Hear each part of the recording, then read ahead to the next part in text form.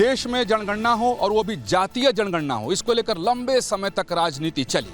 अब केंद्र सरकार ने अधिसूचना जारी कर दिया है और संदर्भ तिथि की घोषणा कर दी है, लेकिन विपक्ष की राजनीति की हवा निकालने के लिए सरकार ने एक अलग ढंग की तैयारी की है कि वो जाति तो पूछेगी लेकिन वर्ग नहीं। प्रधानमंत्री नरेंद्र मोदी जी का ये बहुत बड़ा निर्णय है कि जो जनगणना ड्यू थी अब उस जनगणना को किया जाएगा। हम सब जानते हैं कि जनगणना का लाभ क्या होता है। जनगणना आने के बाद हमको समझ में आता है कि हमारे देश की डेमोग्राफी क्या है, हमारे देश में अलग अलग वर्टिकल की पोजीशन क्या है, तो किसके लिए क्या योजनाएं बनाई जाए, वो जनगणना से काफ़ी कुछ जानकारी हासिल होती है। तो इस दृष्टि से मैं इसका स्वागत करता हूँ। जहाँ तक कास्ट जनगणना का सवाल है तो कांग्रेस के जो हमारे मित्र हैं वो कह रहे हैं कि ये हमारी वजह से हुआ। तो मैं उनको याद दिलाना चाहता हूँ कि जब देश में कांग्रेस की सरकार थी तो उस वक्त कैबिनेट ने निर्णय लिया था कि कास्ट सेंसस कराया जाएगा। उसके बाद से कांग्रेस ने कभी नहीं कराया।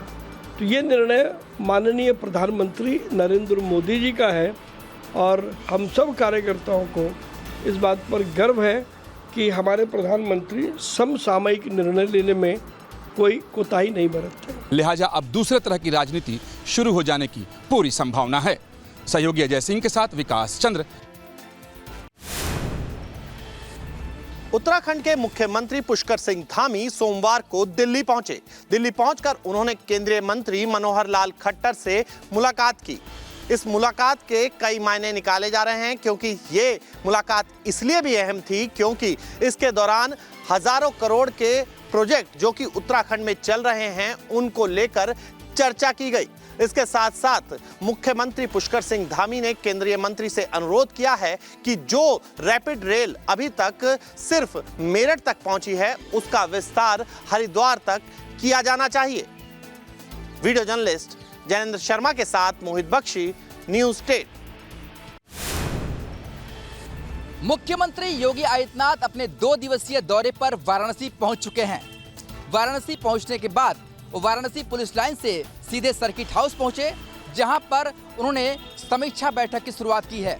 समीक्षा बैठक वाराणसी में चल रही योजनाओं को किस तरीके से समय पर पूरा किया जाए उस बारे में की जा रही है। साथ ही कानून व्यवस्था को लेकर भी समीक्षा बैठक सीएम योगी के द्वारा की जा रही है। इसके साथ ही सीएम योगी वाराणसी की जो योजनाएं हैं वो किस तरीके से आगे बढ़ रही हैं उसकी वास्तविकता जानने के लिए खुद जमीनी निरीक्षण पर जा रहे हैं, जिसमें वाराणसी के मोहन सराय और कई इलाकों में वो जमीनी निरीक्षण कर रहे हैं कि आखिर किस तरीके से योजनाएं मूर्त रूप ले रही है और कैसे इसे समय पर पूरा किया जाएगा। इसके साथ ही काशी विश्वनाथ मंदिर और काल भैरव मंदिर में भी सीएम योगी दर्शन कर रहे हैं। इसके बाद सीएम योगी रात्रि विश्राम के लिए सर्किट हाउस पहुंचेंगे और रात में विश्राम के बाद सुबह फिर वो दूसरे गंतव्य की ओर रवाना हो जाएंगे। वाराणसी के इस 2 दिवसीय दौरे में खास तौर पर मुख्यमंत्री योगी आदित्यनाथ किस तरीके से योजनाओं को समय पर पूरा किया जाए इसकी समीक्षा बैठक कर रहे हैं और इसके साथ ही वाराणसी और पूर्वांचल में कानून की व्यवस्था किस तरीके से कायम रहे उसकी भी समीक्षा बैठक की जा रही है। वीडियो जर्नलिस्ट शिवम मिश्रा के साथ सुशांत मुखर्जी, न्यूज स्टेट, वाराणसी। योग नगरी ऋषिकेश में जाम का झाम अब बीते दिनों की बात होगी। भारत सरकार ने नए डिज़ाइन को मंजूरी दे दी है और ये डिज़ाइन है ऋषिकेश की बाईपास का जो एलिवेटेड बनेगी। और 2-3 दिन पहले भारत सरकार के साथ मीटिंग में कि इसको सहमति दे दी गई है, इसको मंजूरी दे दी गई है। पीडब्ल्यूडी सचिव पंकज पांडे उस मीटिंग में मौजूद थे और नए तरीके के डिज़ाइन पर जिस तरह से प्रदेश सरकार चाहती थी कि वो एलिवेटेड रोड बने, तो उसी नए डिज़ाइन को भारत सरकार ने मंजूरी दे दी है। ये एक काफ़ी महंगा प्रोजेक्ट है और ये जहाँ पर ऋषिकेश कर्णप्रयाग रेल लाइन का पहला स्टेशन है योग नगरी के नाम से, वहाँ से ये एलिवेटेड रोड उठेगी और तपोवन में जाकर चारधाम यात्रा मार्ग पर ज्वाइन करेगी, यानी उसमें ऐड हो जाएगी। चूँकि ऋषिकेश में बड़ी संख्या में पर्यटक आते हैं और चारधाम यात्रा जब तक चलती है तो मुख्य द्वार ऋषिकेश ही है, तो वहाँ पर भीड़ को कंट्रोल करना, ट्रैफिक मैनेजमेंट करना सरकार के लिए बड़ी दिक्कत बनी हुई है। एक तरफ पहाड़ हैं और दूसरी तरफ गंगा है, स्पेस भी नहीं है कि सड़कों को चौड़ा कर लिया जाए, कुछ फॉरेस्ट की दिक्कतें हैं। लेकिन इसी के साथ ही केंद्र सरकार के साथ हुई मीटिंग में इस बात पर सहमति बन गई है और भारत सरकार ने इसकी मंजूरी दे दी है कि जो नया डिज़ाइन है जो रेलवे स्टेशन के पास से उठेगा और तपोवन में जाकर चारधाम यात्रा में ऐड हो जाएगा, उसमें जुड़ जाएगा, तो वो एक बहुत ही महत्वाकांक्षी प्रोजेक्ट होगा। और जिस दिन ये प्रोजेक्ट पूरा हो जाएगा तो ऋषिकेश में जाम के झाम से लोगों को मुक्ति मिल जाएगी। अपने सहयोगी कैमरामैन सोनी कुमार के साथ न्यूज़ स्टेट के लिए देहरादून से अजीत सिंह राठी। राजधानी लखनऊ में जमीन घोटाले का खुलासा हुआ है और इस पूरे जुड़े हुए मामले से लेकर के एसटीएफ ने बड़ी गिरफ्तारियां करी हैं। जमीन घोटाले में एक व्यक्ति गिरफ्तार किया गया जिसकी विजन इंफ्रा विजन नाम की कंपनी चल रही थी और इस कंपनी के नाम से अलग अलग जगहों पर फर्जी रजिस्ट्रियां की जा रही थी। इस पूरे गिरोह का फंडाफोड़ करते हुए साफ तौर पर एसटीएफ ने बताया है कि अभी और भी ऐसे लोग इस पूरे मामले में जुड़े हुए हो सकते हैं और उनको लेकर के भी फ़िलहाल अभी अलग अलग जगहों पर पूरी तफ्तीश की जा रही है। आने वाले दिनों में इससे के तार अन्य जगहों पर भी जुड़े हो सकते हैं, लिहाजा अभी इन्वेस्टिगेशन इस पूरे मामले को लेकर के आगे भी चलती रहेगी। वीडियो जर्नलिस्ट सैफुल के साथ शुभम अमरोहा के थाना रजबपुर के अतरासी गांव में मैं इस वक्त मौजूद हूँ। यहाँ अतरासी गांव में पिछले 1 साल से पटाखे बनाने का ये गोदाम चल रहा था। आप देख सकते हैं तस्वीरों में, इस पटाखे बनाने के गोदाम में 1 दर्जन से ज़्यादा मजदूर इसमें काम कर रहे थे और अचानक किसी वजह से इस पटाखे के गोदाम में धमाका हुआ जिसमें काम करने वाले 6 लोगों की मौके पर मौत हो गई और लगभग आधा दर्जन से ज़्यादा मजदूर जो है घायल हैं, जिन्हें उपचार के लिए अस्पताल में भर्ती करा दिया है। फिलहाल जो मौके पर जिले के आला अधिकारी पुलिस अधीक्षक अमित कुमार आनंद और जिलाधिकारी निधि गुप्ता बस मौके पर पहुंची और उन्होंने घायलों का हालचाल जाना और उनके परिवारजनों से वार्ता की और बताया जा रहा है कि ये जंगलों में चल रही थी। अब इसकी परमिशन है या नहीं, ये प्रशासन इसकी जांच कर रहा है। पुलिस प्रशासन इसमें वैधानिक कार्रवाई करने में जुट गया है। अफसर Ali, news state, Amroha. NCC camp में आई हुई छात्राओं की अचानक हालत बिगड़ी। पूरा मामला मुरसन के कुरावली में सौदानसीन विद्यालय है जहां 11 स्कूलों का एनसीसी कैंप लगा हुआ था। एनसीसी कैंप में लगभग 300 छात्राओं की गैदरिंग थी। जब गैदरिंग पूरी तरह से फुल है और छात्राएं दौड़ लगाकर अपने कैंप में पहुंची, उन्होंने जब खाना खाया तो उनकी अचानक हालत बिगड़ गई। खाना खाने के बाद में हालत बिगड़ने के बाद में सूचना जब एसडीएम सदर सादाबाद को दी तो उन्होंने बताया कि बच्चों की जो हालत है वह खाना खाने की और हीट स्ट्रोक की वजह से हुई है। जब हमने यहाँ पहुंचे सादाबाद सामूहिक केंद्र पर तो हमने डॉक्टर साहब से बात हुई तो उन्होंने भी बताया कि यह बच्चियां लगभग 1 दर्जन थी, लेकिन 5 बच्चियों की हालत ज़्यादा गंभीर थी। अब फिलहाल में इन बच्चियों को एनसीसी कैंप भेज दिया गया है और हीट स्ट्रोक का पूरा मामला बताया जा रहा था। जिस तरह से बताया जा रहा था कि हीट स्ट्रोक और गर्मी का प्रकोप लगातार बढ़ रहा है, देखा भी यह जा रहा था कि कहीं ना कहीं अधिकारियों की गलती है, क्योंकि 300 छात्राओं की गैदरिंग और गर्मी का प्रकोप, खाना खाने की वजह से इन छात्राओं की हालत बिगड़ी। फिलहाल में ये छात्राएं सभी ठीक हैं। मैं मयंक वशिष्ठ, न्यूज स्टेट हाथरस। अलीगढ़ के थाना बरला इलाके के गांव खुशावली में पंचायत के द्वारा एक तुगलकी फरमान सुनाया गया जिसमें एक किशोर के सिर पर चौराहे बनाए जाने के बाद उसके गले में जूते चप्पल की माला डालकर पूरे गांव में उसका जुलूस निकाला गया। इस घटना के बाद गांव में अफरा तफरी का माहौल पैदा हो गया। मौके पर पहुंची पुलिस के द्वारा इस मामले में शांति भंग का मुकदमा दर्ज करने के बाद कुछ लोगों को चालान करके एसडीएम की न्यायालय में भेज दिया गया है। थाना बरला क्षेत्र में ऐसी सूचना प्राप्त हुई कि एक लड़के के साथ इस तरह का दुर्व्यवहार किया गया है। जैसी सूचना प्राप्त हुई तुरंत ही प्रभाव से थाना प्रभारी खुद मैं फोर्स के साथ मौके पर पहुंचे और उस लड़के को रेस्क्यू किया गया और जो विपक्षी लोग थे उनमें से कुछ लोगों को पूछताछ हेतु थाने पे हिरासत में लिया गया। इस संदर्भ में थाना बरला पर तुरंत ही 128/25 एक मुकदमा पंजीकृत कर लिया गया।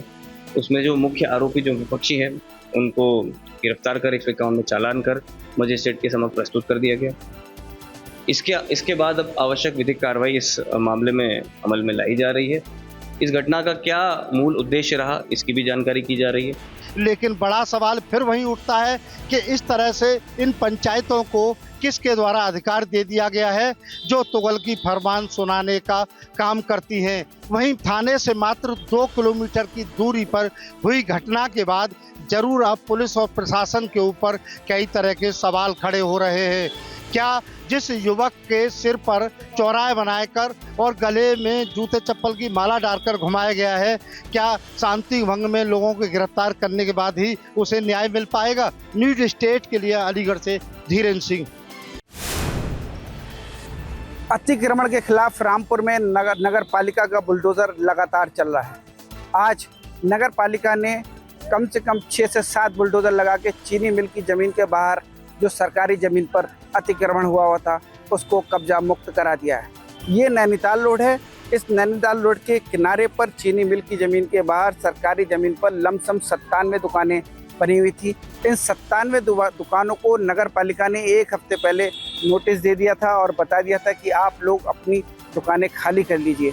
हालांकि दुकानदारों ने स्थितियों को समझते हुए अपनी दुकानें खाली कर दी थी।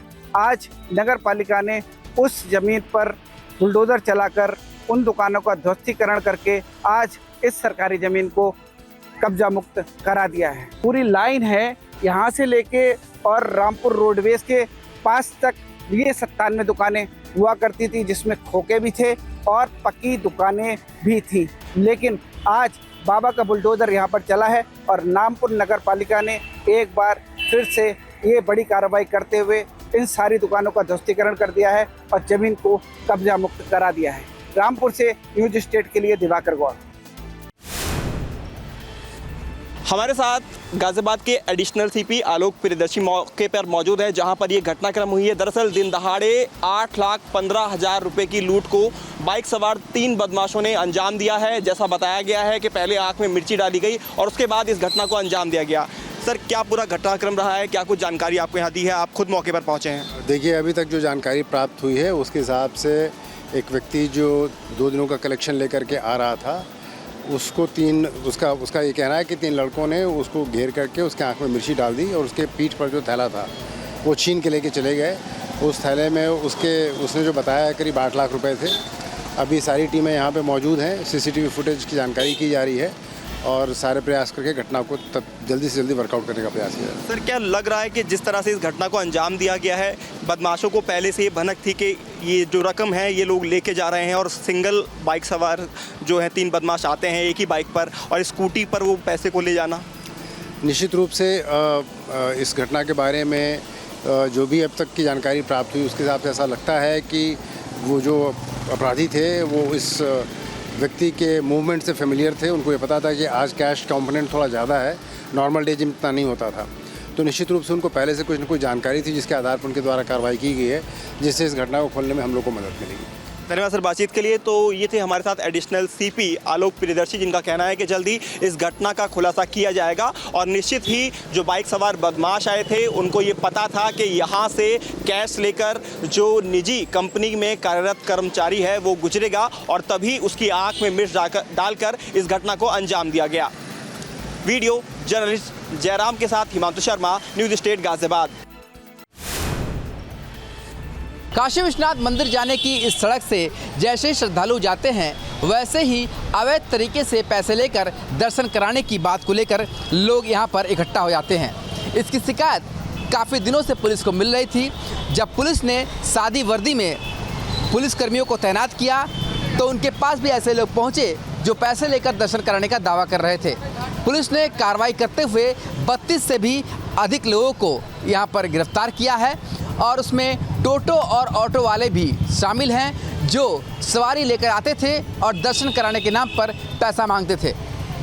पुलिस का कहना है कि उनका ये जो मुहिम है आगे भी जारी रहने वाला है। थाना दशा समेत और चौक से टीमें गठित की गई और उनकी जो हमारे जो फोर्स है उसको हमने श्रद्धालुओं के रूप में भेजकर इस प्रकार की शिकायत की पुष्टि पाए जाने पर जो संबंधित व्यक्ति थे उनके खिलाफ कार्रवाई की गई और ये लगातार अभियान जारी रहेगा। जो भी इसमें जो संलिप्त हैं उनके खिलाफ लगातार विधिक कार्रवाई करते हुए कड़ी से कड़ी कार्रवाई की जा रही है। 33 लोग पकड़े गए हैं और ये लगातार अभियान चलता रहेगा।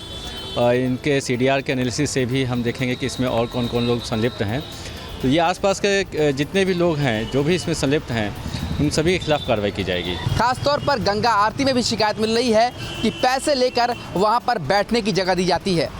इन सारी चीज़ों पर पुलिस बेहद सख्त है। पुलिस का कहना है कि धर्मनगरी काशी में पैसे लेकर दर्शन कराना या फिर पैसे लेकर गंगा आरती में बैठने की जगह देना ये बिल्कुल ही अनुचित है और ऐसी जो भी चीज़ें कोई करेगा उसके खिलाफ कड़ी से कड़ी कार्रवाई की जाएगी। अब तक 32 लोगों की गिरफ्तारी हो चुकी है, पर आने वाले दिनों में इसकी संख्या और भी बढ़ती हुई दिखाई दे सकती है। वीडियो जर्नलिस्ट शिवम मिश्रा के साथ सुशांत मुखर्जी, न्यूज़ स्टेट, वाराणसी। उत्तर प्रदेश में अब आने वाले दिनों में मौसम करवट ले सकता है और उसे लेकर के अलर्ट जारी किया गया है। करीब 40 से अधिक जिलों में आंधी, तूफान, ओलावृष्टि जैसी तमाम गतिविधियां देखने को मिल सकती हैं।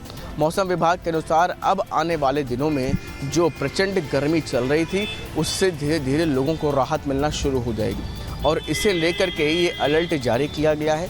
40 से अधिक जिलों में मौसम बदलेगा और उसके बाद आंधी, तूफान और ओलावृष्टि जैसी स्थितियां भी अलग अलग जगहों पर देखने को मिल सकती हैं। वीडियो जर्नलिस्ट सैफुल्लाह के साथ शुभम पांडे, न्यूज़ स्टेट, लखनऊ। उत्तराखंड में लगातार मौसम का कहर देखने को मिल रहा है, क्योंकि मौसम के कारण जो चारधाम यात्रा है उसमें भी कहीं ना कहीं बाधाएं देखने को मिल रही हैं। क्योंकि अभी देखा जाए तो पूरे उत्तराखंड के अंदर कई मार्ग ऐसे हैं कि जो भूस्खलन और मलबा आने के कारण बंद चल रहे हैं और जिससे तमाम जो यात्री हैं उनको कहीं ना कहीं दिक्कतों का सामना करना पड़ रहा है। यदि मैं बात करूँ पिथौरागढ़ और चमोली जिलों की, तो दोनों ही जिलों में कहीं ना कहीं जो मार्ग हैं वो बंद हैं। हालांकि जो DRDO की टीम है या फिर PWD की टीम है लगातार उसको खोलने का प्रयास जरूर कर रहे हैं, लेकिन माना जा रहा है कि अभी 24 घंटे लग सकते हैं कि सभी मार्गों को सुचारू किया जा सकता है। क्योंकि देखा जाए कि जो उत्तराखंड के अंदर लगातार बारिश हो रही है उससे कहीं ना कहीं जो मार्ग हैं वो बंद हो रहे हैं, भूस्खलन के मामले निकल कर सामने आ रहे हैं। और इसी तरीके से देखेगा कि अभी भी मौसम विभाग की तरफ से कहा गया है कि आने वाले दिनों में भी जो बारिश है वो लगातार बरसती हुई नजर आएगी, जिसको लेकर जनता से भी अपील की जा रही है कि ऐसे मौसम में कहीं ना कहीं वो सावधान रहें और जब इस तरह की बारिश हो तो वो आगे का सफ़र ना करें, क्योंकि ऐसे मौसम में कहीं ना कहीं भूस्खलन होने की संभावना बनी रहती है और रास्ते बंद होने की संभावना बनी रहती है, जिससे कहीं ना कहीं खतरा यात्रियों पर भारी पड़ सकता है। इसको लेकर लगातार अपील भी शासन प्रशासन के द्वारा की जा रही है। News state, Dhanrajgarh, Dehradun. जहाँ भक्ति है हर शब्द में, कथाओं में छुपे हैं दिव्य रहस्य और ज्योतिष देता है जीवन को दिशा। धर्म से जुड़ी हर बातों को जानने के लिए हमारे चैनल स्तुति को सब्सक्राइब करें। चैनल पर जाने के लिए इस लिंक पर क्लिक करें।